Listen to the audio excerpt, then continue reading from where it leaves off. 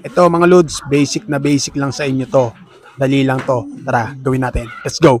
Punta tayo sa CapCut, tapos new project. Siyempre, kuha lang tayo ng video sa ating gallery. Halimbawa, nakakuha na tayo ng video sa ating gallery. Panoorin nyo na lang ang pinagagawa ng mukhang taong yan.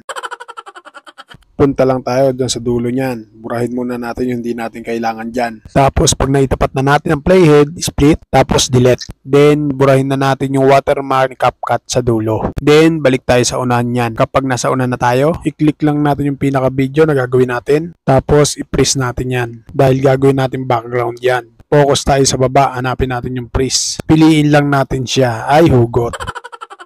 Di bale, balik ulit tayo sa ginagawa natin. Ngayon nakapag-freeze na tayo, click natin yung pangalawang video. Dahil ibababa natin yan gamit ang overlay. Focus kayo sa baba, hanapin ulit natin yung overlay. Piliin lang natin yung overlay. Ngayon na ibaba na natin, drag natin yan dyan sa unahan. Tapos balik tayo sa pinrease natin. Then hold lang natin yung pinakadulo nyan. Tapos pahabain natin. Kapag goods na, balik tayo sa baba. Burahin lang natin yung di natin kailangan dyan sa unahan. Kapag may sobra, split natin, tapos delete. Then yung natira, i-drag natin ulit dyan sa unahan. Hindi pa tayo tapos dyan ha.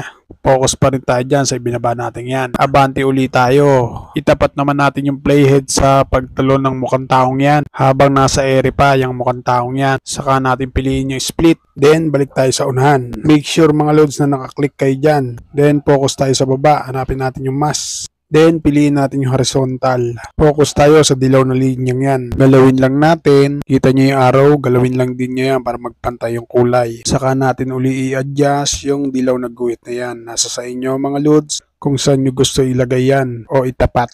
Kapag goods na, piliin lang natin yung check.